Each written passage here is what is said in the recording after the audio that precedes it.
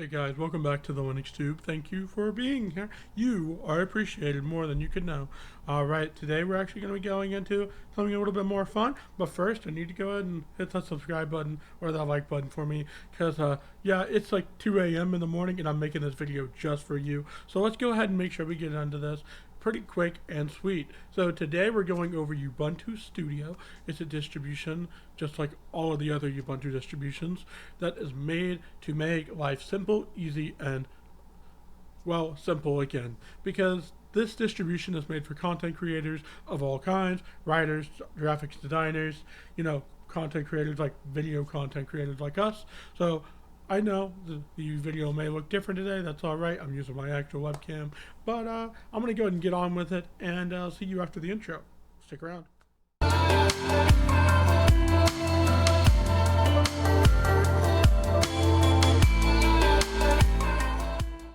Now that we are back after that intro, I'm going to go ahead and take you through the Ubuntu Studio live experience, not necessarily the ISO, but having it natively on my system, because honestly the install process for every distribution these days is Calamares or it's Subiquity from Ubuntu. So who wants to see that a million times? I know not me.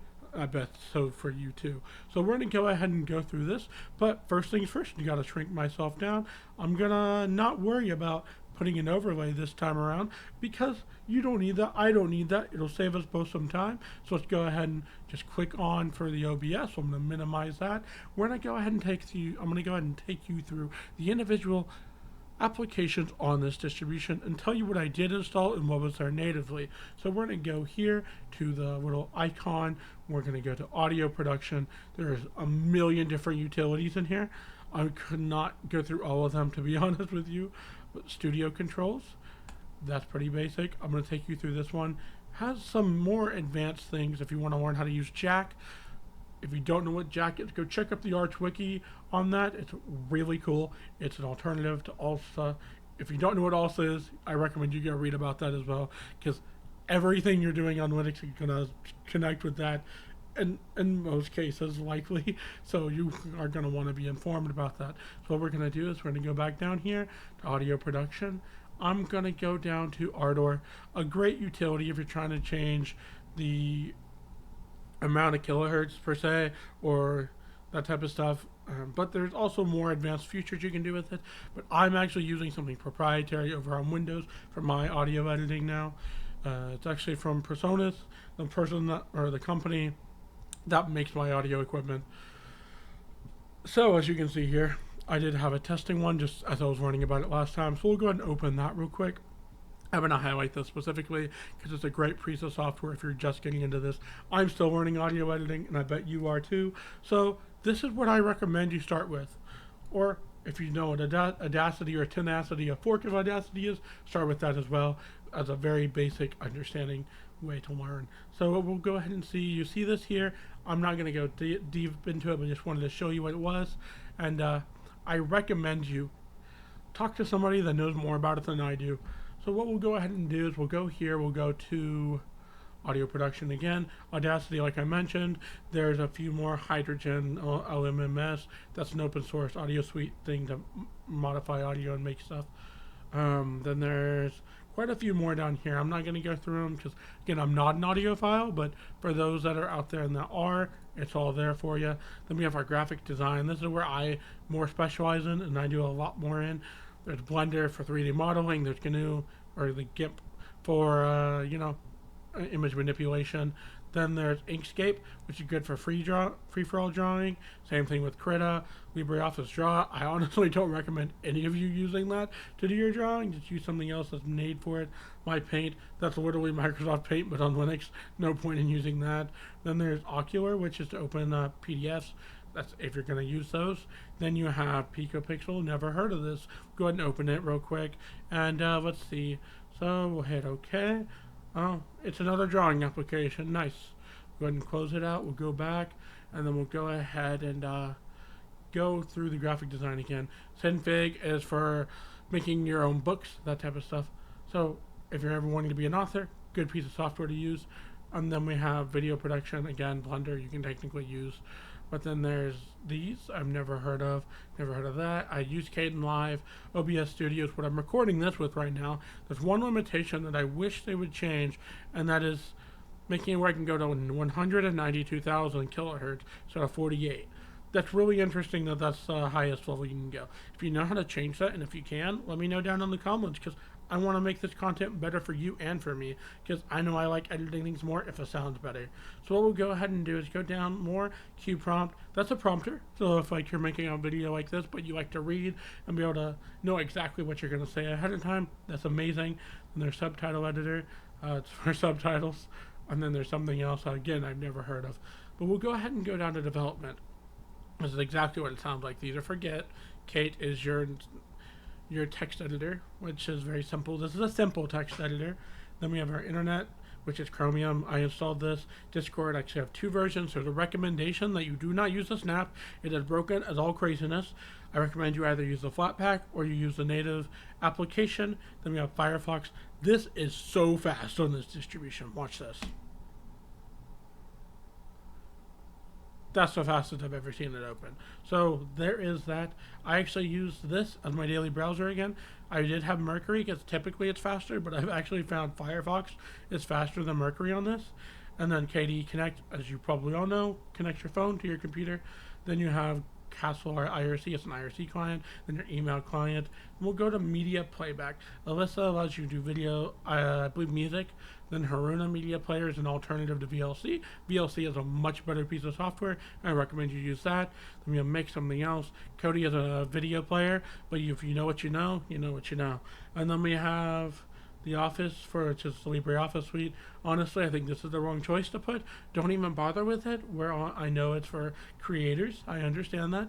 But I would not use LibreOffice. I would use something like OnlyOffice or FreeOffice, to be honest. They're a little bit more compatible with the Microsoft Office formats out of the box.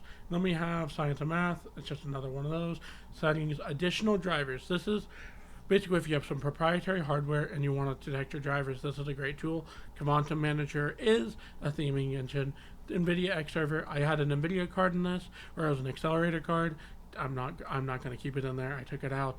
Just was destroying my system in terms of PCIe lanes.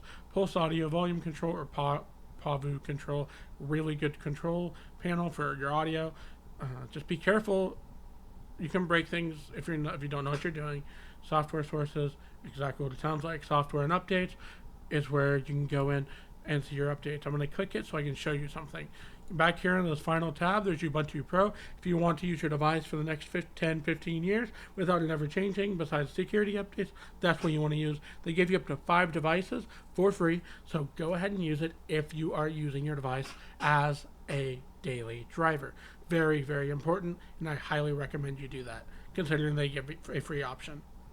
But what we will do is go close that, go back into here, go back into, let's see, where's the utilities, it was system, up, it was here, yep, there we are. System settings is just your plasma settings. If you haven't seen that already, I'm going to link you up to another video segment about that, because frankly, I don't need to show you guys that for the millionth time. Again, click, it'll be either one of these places, and you can go over there and see it. And then what we'll see here is the Wacom Tablet Finder. If you like to draw on like a little virtual drawing pad, use that.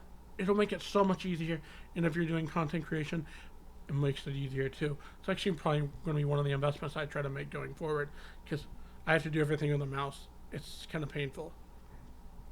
Then we have our system here, CairoDoc. I installed that. Color Profile Viewer, that's for your display. Cubic is something else I installed for ISO creation, because I'm going to modify this and then make my own ISO out of it. Discover is your app store. Honestly, uninstall this and install the GNOME App Store. It's much, much better. Dolphin, in my personal opinion. Dolphin is your file manager, firmware updater. More distributions need to include something like this, as frankly, a firmware updater helps keep things up to date.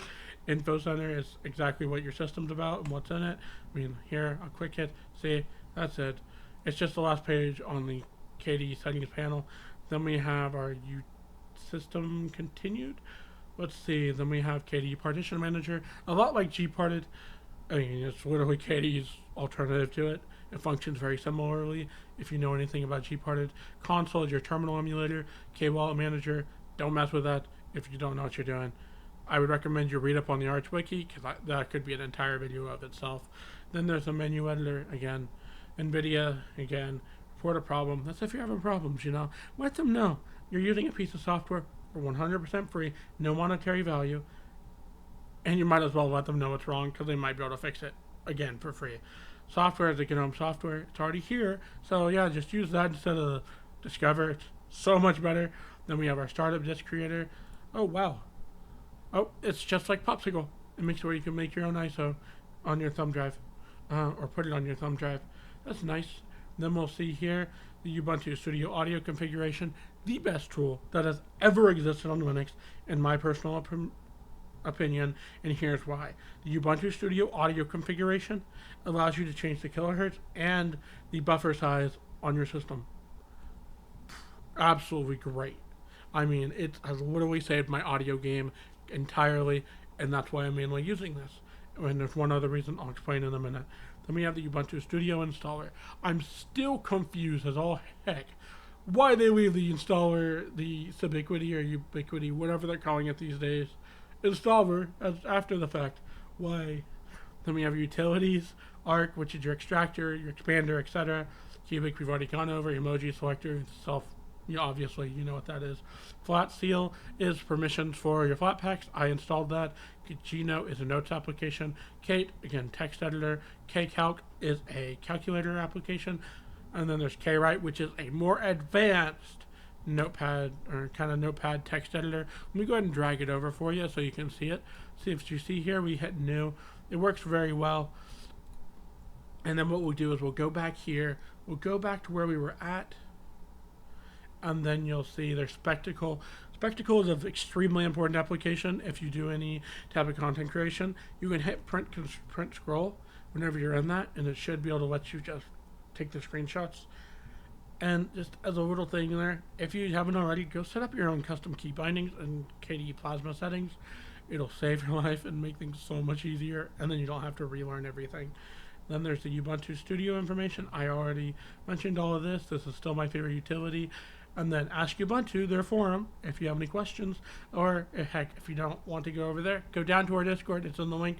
And then we'll see you guys over there. Oh, and don't feel bad if you want to tell me I'm wrong on something. I love it when you tell me I'm wrong. And here's why. Because then I'm learning and you're learning, and we all get to be happy together. And we're learning. So what we'll go ahead and do now, we'll go to the Power Ed session. You'll see here all the different options. But I want to show you something here. This is a system monitor application. I'm only using about 3 gigs of RAM, about 96 gigabytes of disk space, and my CPU's idling about 8%. No, this is an older system, but it is a server system. So I have a bunch of cores. I have a ton of RAM. But the system's going to work on pretty old system, or this operating system's going to work on pretty old systems. You would probably have a pretty good experience on anything, probably no older than 2005, is my guess. But if you want to prove me wrong, feel free. Again, click that Discord link. We love it when you guys join us. And then you'll see real quick something else I want to show you. Something interesting. Something I've been working on, kind of a joke a little bit, is Tux in the Star Trek uniform. Working on getting those pips on there. Just thought I'd give you a little update there. It's kind of fun. But what we'll go ahead and do is next I want to open up the terminal. So I hit the Windows key and that opens that. Then we'll go ahead and do terminal. And then we'll go ahead and see I have NeoFetch. I actually have NeoFetch in my .bash RC. Let me make sure it's NeoFetch, not BashFetch. Because in the Ubuntu repos, there's NeoFetch, even though it's not being maintained. Yes, that's it. I recommend you actually go to the website for FastFetch on the GitHub and download that and install that binary, because it's going to be faster and it's supported, and it has a few more options by default. But the thing is, I'm going to note is it's an LTS. I love that stability. The low latency kernel patches makes things so fast. But note, I am on a resolution of 1920 by 1080 on both of my monitors. But also note that it's at 100 Hertz, so my experience might actually be smoother than yours, unless you have a higher refresh rate than I do. And if you do, let me know, because I'd love to hear about it. I have a ton of cores. at a decent-ish, sort of ish clock speed. Then we have our A770, and then my RAM total. So that is Ubuntu Studio, guys. I'm willing to bet you're going to like it just as much as I do, as it's really efficient, it works very well, and it has made my life so much easier for audio and Linux. So next time you guys want to, see something like this, or you want to work on something like this, make sure you check out Ubuntu Studio. It's a great distribution. For real, I mean that 100%. Alright, we're going to wrap up here, guys. I will see you guys next time, and make sure you go click that subscribe button.